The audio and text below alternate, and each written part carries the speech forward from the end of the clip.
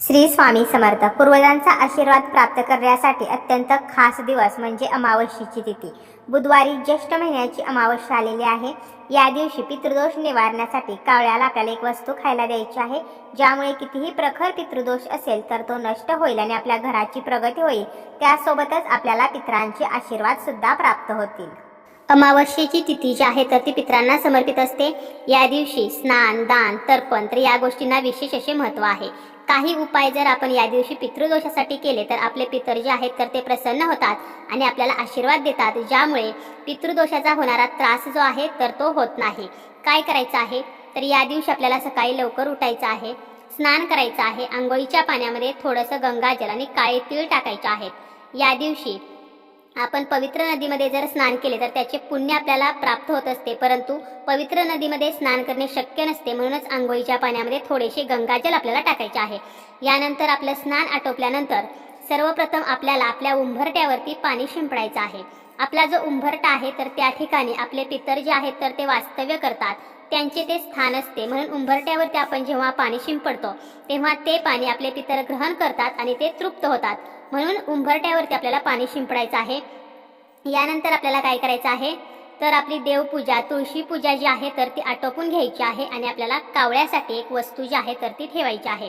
आता आपल्याला हा उपाय का करायचा आहे, ही वस्तू का ठेवायची आहे तर बऱ्याच वेळेला आपल्या कुटुंबामध्ये खूप अडचणी असतात, खूप समस्या निर्माण होत असतात, कारण आपल्याला पितृदोषाचा त्रास होत असतो. पितृदोषाचा त्रास जो आहे तर तो का होतो तर आपल्या घरातील ज्या मृत पावलेल्या व्यक्ती आहेत तर त्यांचे जे काही संस्कार असतात तर ते जर व्यवस्थित केले गेलेले नसतील, म्हणजे मृत्यूनंतर ज्या काही गोष्टी केल्या जातात तर ते आपल्याकडून जर व्यवस्थित केले गेले नसेल, त्यामध्ये जर काही कमी राहिलेली असेल, त्याचप्रमाणे आपल्याकडून नकळतपणे जर आपल्या पितरांच्या बाबतीत म्हणजे आपल्या पूर्वजांच्या बाबतीत काही चुका होत गेल्या असतील तर आपले पितर जे आहेत तर ते आपल्यावरती नाराज होतात.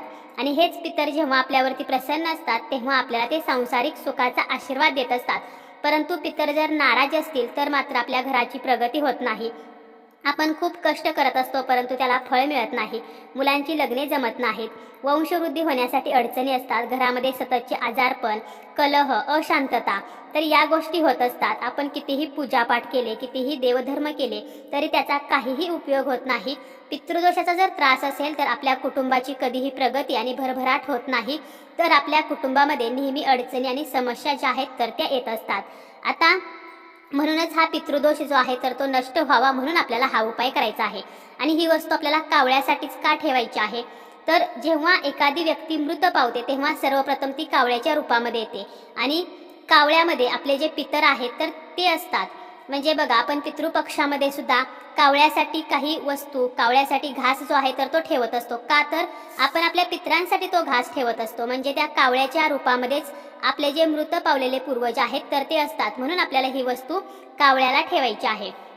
आता ही जी वस्तू आहे तर ती आपल्याला कधी ठेवायची आहे तर सकाळी उठल्यावर आपलं स्नान, देवपूजा वगैरे आटोपल्यानंतर तुम्ही 12 वाजेपर्यंत ही वस्तू कधीही ठेवू शकता. आता यासाठी आपल्याला काय करायचं आहे बघा, आपली देवपूजा वगैरे झाल्यानंतर आपल्याला भात जो आहे तर तो शिजवून घ्यायचा आहे. भात शिजवताना जे आपण तांदूळ वापरतो तर ते आपल्याला धुवून घ्यायचे नाहीत, तर डायरेक्ट आपल्याला ते पाण्यामध्ये टाकायचे आहेत. आपण जेव्हा रेग्युलर भात शिजवतो त्यावेळेला तांदूळ धुवून घेतो, परंतु आपण जेव्हा उपायासाठी भात शिजवणार आहोत तर त्यावेळेला तांदूळ न धुता घ्यायचे आहेत.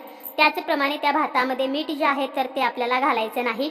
आणि जेवढा आपण भात शिजवणार आहोत तर तो सर्व भात आपल्याला उपायासाठी वापरायचा आहे. शिल्लक आपल्याला काहीही ठेवायचं नाही. हा भात जो आहे तर तो सर्वप्रथम शिजवून घ्यायचा आहे. यानंतर आपल्याला काय करायचं आहे तर एक मातीचा दिवा घ्यायचा आहे, एक छोटी प्लेट घ्यायची, त्यामध्ये तांदूळ ठेवायचे आणि त्यामध्ये आपल्याला मातीचा दिवा ठेवायचा आहे. त्यामध्ये आपल्याला जोडवात घालायची आहे आणि तिळाचं तेल घालायचं आहे. तिळाचं तेल नसेल तर रेग्युलर तेल वापरायचं, त्यामध्ये थोडेसे काळे तीळ आपल्याला टाकायचे आहेत. आणि आपल्या घराची जी दक्षिण भिंत आहे त्या ठिकाणी आपल्याला हा दिवा जो आहे तर तो ठेवायचा आहे. वातीची जी दिशा आहे तर ती दक्षिण दिशेला करायची आहे. जेव्हा आपण पितरांसाठी दिवा लावतो तेव्हाच फक्त वातीची दिशा ही दक्षिणेला केली जाते. तर अशा प्रकारे दिवा आपल्याला ठेवायचा आणि तो दिवा जो आहे तर तो आपल्याला प्रज्वलित करायचा आहे. दिव्याला हळदी, कुंकू, अक्षता, फूल अर्पण करायचं आहे. आपल्याला आपल्या पितरांचं स्मरण करून ओम पितृदेवताय नमः तर हा मंत्र 108 वेळेला म्हणायचा आहे. शक्य असेल तर पितृअष्टक म्हणायचं आहे, पितृस्तोत्र जे आहे तर ते म्हणायचं आहे. तुम्ही पितृकवचाचे सुद्धा पठण करू शकता, परंतु इतर गोष्टी शक्य नसतील तर ओम पितृदेवताय नमः तर हा मंत्र 108 वेळेला म्हणायचा आहे. यानंतर आपल्याला काय करायचं आहे, तर आपण जो भात शिजवलेला आहे तर तो भात एका प्लेटमध्ये घेऊ शकता किंवा केळीच्या पानावरती किंवा एका पत्रावळीवरती घेतला तरी सुद्धा चालेल. आणि त्या भातावरती आपल्याला थोडीशी खडीसाखर जी आहे तर ती ठेवायची आहे. त्याबरोबरच एका वाटीमध्ये आपल्याला पाणी घ्यायचं आहे आणि त्या पाण्यामध्ये सुद्धा थोडीशी साखर आपल्याला टाकायची आहे. म्हणजे गोड पाणी आपल्याला त्या वाटीमध्ये तयार करायचं आहे. आणि हे सर्व म्हणजे तो भात आणि ते गोड पाणी आपल्याला आपल्या छतावरती किंवा आपल्या गॅलरीमध्ये किंवा आपल्या दारामध्ये घरापुढे जर जागा असेल तर त्या ठिकाणी आपल्याला हे ठेवायचं आहे. ठेवणे अगोदर आपल्याला काय करायचं आहे, ज्याप्रमाणे आपण देवाला नैवेद्य ठेवताना पाण्याचा चौकोन काढतो त्याप्रमाणे पितरांना नैवेद्य ठेवताना आपण पाण्याचा गोल काढतो.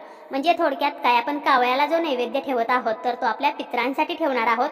त्यामुळे पाण्याचा गोल आपल्याला करायचा आहे आणि त्यावरती आपल्याला, तुम्ही जर केळीच्या पानावरती तो भात काढलेला असेल किंवा पत्रावळीवरती काढलेला असेल, प्लेटमध्ये काढलेला असेल तर ती प्लेट त्या पाण्याच्या गोलावरती आपल्याला ठेवायची आहे.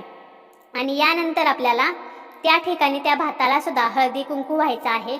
त्याबरोबरच अगरबत्ती आपल्याला लावायची आहे आणि आपल्याला आपल्या पितरांचं स्मरण करायचं आहे. आपल्याकडून नकळतपणे आपल्या पितरांच्या बाबतीत जर काही चूकभूल झाली असेल तर आपल्या पितरांची म्हणजे आपल्या पूर्वजांची आपल्याला माफी मागायची आहे, क्षमा प्रार्थना आपल्याला करायची आहे. आपल्या पितरांना सद्गती मिळावी म्हणून प्रार्थना करायची आहे. त्याचप्रमाणे पितृदोषामुळे आपल्याला जो काही त्रास होत आहे तर या त्रासातून आपली सुटका व्हावी म्हणून सुद्धा आपल्याला पितरांना प्रार्थना करायची आहे. तर अशा प्रकारे हा घास जो आहे तर तो कावळ्याला ठेवायचा आहे. यानंतर आपल्याला काय करायचं आहे, दुसऱ्या दिवशी हा जो भात आहे तर तो जर कावळ्यांनी किंवा पक्ष्यांनी खाल्ला तर ठीक, परंतु जर तुमच्या इथे कावळे येत नसतील, पक्षी येत नसतील तर हा जो भात आहे तर तो दुसऱ्या दिवशी तुम्हाला तुमच्या घरापासून थोडंसं लांब जाऊन एखाद्या झाडाखाली ठेवायचा आहे, जेणेकरून मुंग्या वगैरे तो भात खातील किंवा बाकीचे जे पक्षी आहेत तर ते भात खातील. तर अशा प्रकारे आपण अमावस्या तिथीला जर कावळ्याला अशा प्रकारचा भात खायला दिला तर आपले जे पूर्वज आहेत तर ते तृप्त होतात. आणि जेव्हा आपले पूर्वज तृप्त होतात तेव्हा आपल्याला पितृदोषाचा सामना करावा लागत नाही. पितृदोषामुळे ज्या काही अडचणी येत आहेत तर त्या अडचणीतून आपली सुटका जी आहे तर ती होत असते.